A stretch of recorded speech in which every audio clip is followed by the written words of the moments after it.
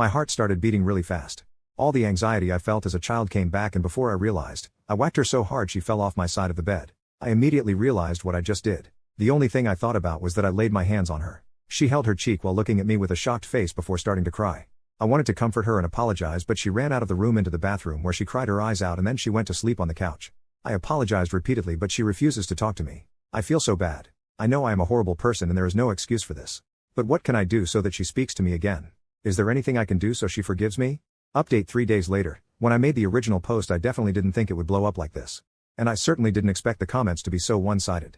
And I didn't expect them to be on my side. I expected nothing but people telling me how horrible I was, and I felt that this would be the only comment I deserved. But after reading literally thousands of comments, I slowly began to realize what actually happened there. You have to understand that this moment shocked me to the core, and this shock still was there when I uploaded the original post.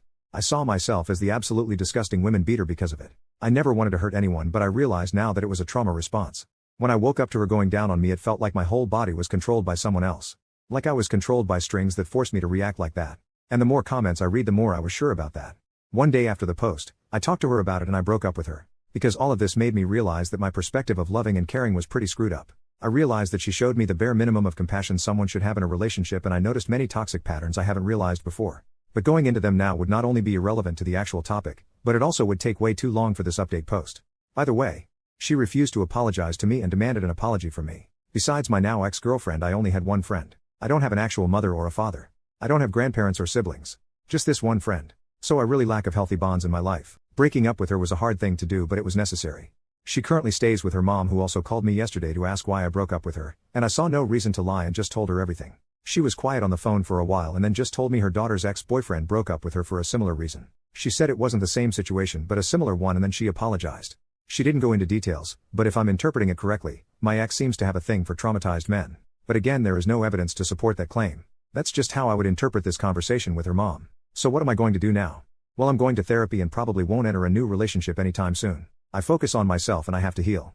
No, I won't press charges because that would mean that I would have to deal with it in a negative way and put energy into it that I just don't have. I hope you can understand that. Her mom is probably going to punish her anyway. And losing the respect of a person you love dearly, I can imagine that's worse than what she would get as a punishment from the court. As for you, I would like to thank you all for your comments.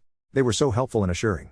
Update 5 months later. I can't believe that I'm updating again after such a long time, but now something happened and I think some of you might be interested. I've been through a healing process, and even though the scars of my past may never fully heal, they definitely can be brought to a point where I can live with them and it's perfectly fine. However, what happened that I felt the need to update you? Well, apparently my ex got reported by someone. The letter arrived today and they need me as a witness. Probably another guy who she felt the need to re-traumatize, or maybe even her ex. Who knows? Wouldn't be the first time. I'm not quite familiar with the details yet, but I think I'm ready. A few months ago the wounds were fresh and I had to put myself first.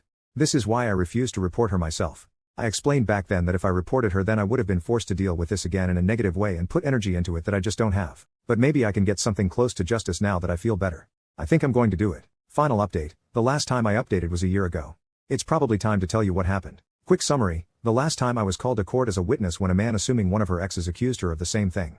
I shared my story and she was found guilty. Turned out besides me there was another guy who was also called as a witness. And our stories had so much in common you wouldn't believe it. Interesting enough, her mother wasn't even trying to defend her daughter. She just apologized to me again in person when we left the building. If you're thinking my ex got the deserved punishment, well, I don't know about that. You decide for yourself if you think it's enough. She wasn't sent to jail, just a 6 months community service. But if I'm honest with you, I'm fine with that. It was never about whether her punishment was great enough. It was never about revenge or anything. It was simply about satisfaction that she's not getting away with it. And with that, this chapter is now closed for good. I thought I should probably let you know.